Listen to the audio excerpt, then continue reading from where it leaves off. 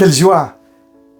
Un nouveau-né à la maison. Tout le monde est content. Les voisins, la famille, notre entourage.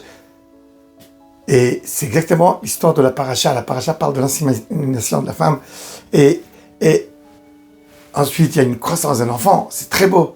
Alors, on regarde la suite de la paracha et en fait, on voit que la paracha parle d'une maladie pénible. La lèpre. Et la lèpre commence pas directement par une maladie humaine qui est sur l'homme. Elle commence d'abord par une maladie qui pénètre dans les murs de la maison. Les murs commencent à avoir des taches bizarres. Et plus tard, les habits, plus tard, les ustensiles aussi. Et à la fin, sur l'homme. Quel rapport entre cette histoire et le nom de la paracha Tazria et l'histoire de la naissance de l'enfant au début de la paracha?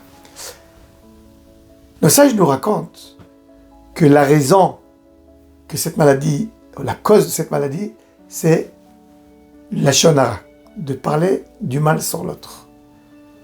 Et pourquoi on parle du mal sur l'autre? Si on réfléchit, c'est parce que on veut notre gloire. On veut que tout le monde nous regarde avec un bon œil. Alors au lieu de se fatiguer et de devenir des bonnes personnes, alors on abaisse l'autre. Et si on abaisse l'autre, nous on devient important.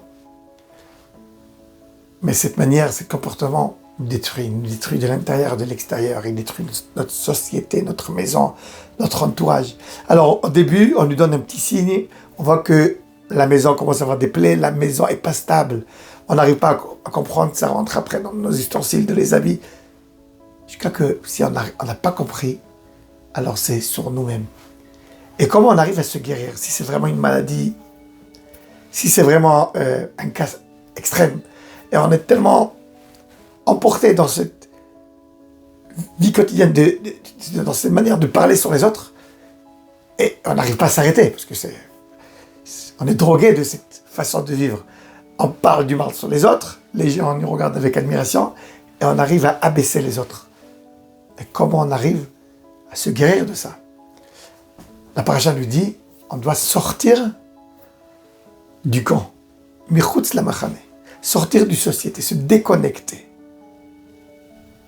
Et là, on n'a plus avec qui parler.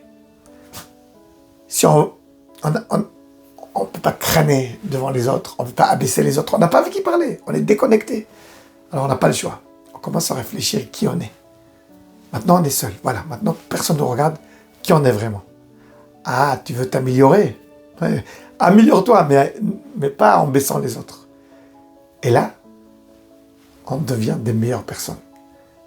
Là, on pourra se renouveler et devenir de nouvelles personnes. On pourra devenir vraiment nous-mêmes, vraiment une naissance de nouvelles personnes.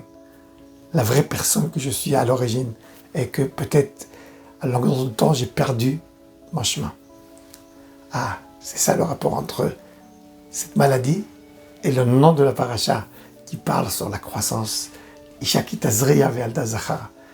Ah, comme ça on arrive à améliorer nos chemins, à devenir de meilleures personnes.